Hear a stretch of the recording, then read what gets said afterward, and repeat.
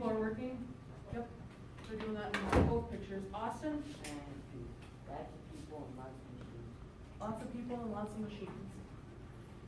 Josh?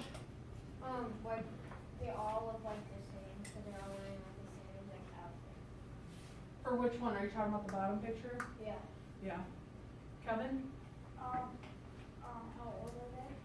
How old are they? Yeah, I don't know how old they are. Paige? For the second one, it looks like sewing machines. Sewing machines, yeah. Austin, you have another one? Why are they wearing that? Maybe to protect their hair from getting it caught. 'Cause I don't know if you noticed in this picture, it looks like a lot of females. Brianna? In the first photo, like a lot of people have their own desks and stuff. Yeah. Abby, did you have something to add? Well, are they eating? No. In which picture? The first one. Pretty sure they're not. They're sewing. No, they're not eating. Oh, I was thinking they're eating lunch. No? No. Were there any things you wondered with these pictures? Like any questions you had? Yeah, what's the... I'll take a hand first. Logan? Why are there so many people? Oh, that's what we're gonna ask that.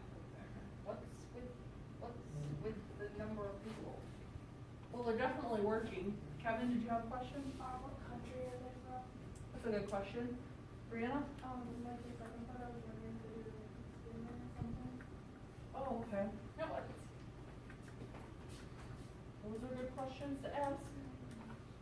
Oh. Okay, who can read the learning targets for me? Austin? I can identify and understand the parts of the research process. Someone get the last one. Josh? I can determine the difference between an effective and ineffective research question.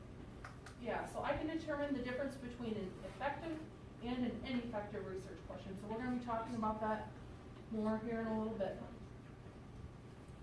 So in your yellow packets, we're just going to introduce the researcher's roadmap anchor chart, and that's on page 5. So at the top of page 5, it just says, good researchers stop often to look around and see where they are. They check their maps and set their course toward their final destination. They sometimes take side trips, but they use their route finding tools to reach their destinations. So this part is talking about research.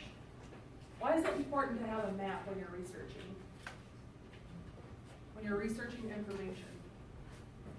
Does anyone have an idea? Like what does a map help us do in regular life?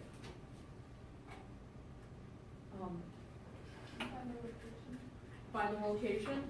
Yep. It helps you find a location, but when you're researching, it might help you find your answers to your research questions. Can someone read to me step 1? Logan? Set a purpose for research. What is the overreacting research question? What information do you need to find, and why is this research worthwhile? So what is the overarching research question? Does anyone know what that means? Yeah, it's the most important question.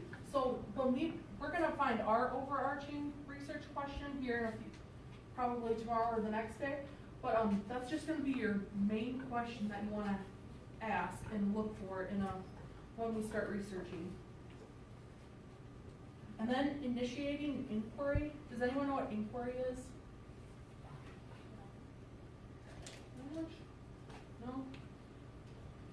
So Kevin, do you have a guess? Research? Somewhat. So initiating inquiry is the question. So I would write down questions by that, just so you know that, because you'll need to know that for later on, and it'll help you. So I have it written right here.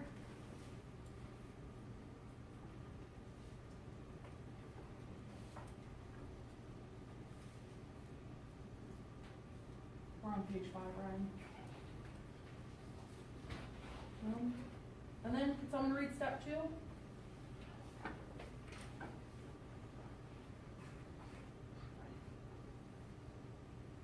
Paige, thank you.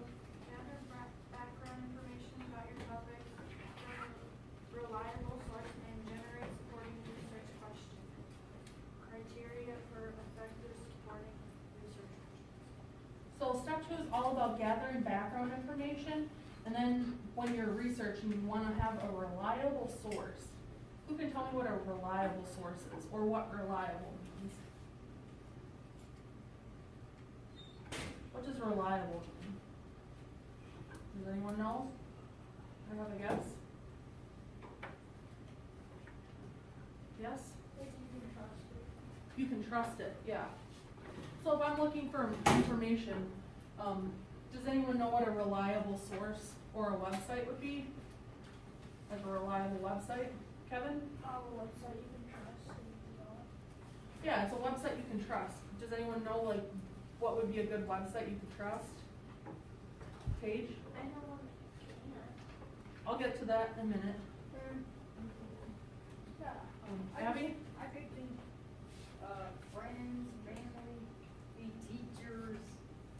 Yep, but that's information you can usually trust, but I'm talking about like on the computer.